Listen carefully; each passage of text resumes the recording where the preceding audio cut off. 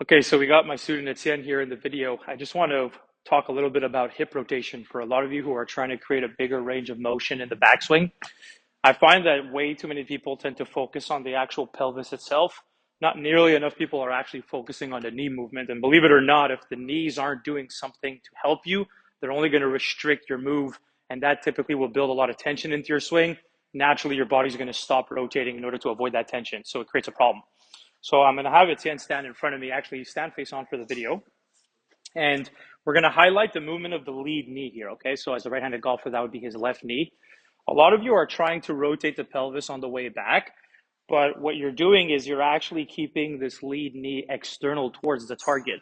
Believe it or not, this prevents the lead side from being able to get in front of you, which is going to restrict your turn and build that tension in.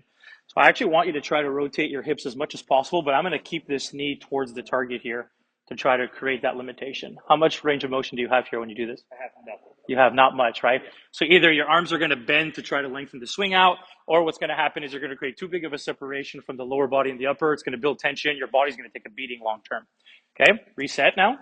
Set back up into your typical setup position. Now allow this front knee to actually work inside. How much more freedom do you have without that tension? Okay, good. So what I want everybody to do when you're going to be trying to create a lot of rotation to your hips in the backswing, I actually want you to test this out. Literally either have someone there or focus on keeping this lead knee external just during the exercise and see how much actual hip rotation you can make without building that tension. You're going to see it's going to be very, very difficult. So all of a sudden you allow this front knee to actually start to work down and a little bit more inside. That allows this trail leg to actually straighten some amount. You can create a much, much bigger range of motion. So set up and just show me a full backswing here the way you normally would so that everybody can have a nice, good model here to the top.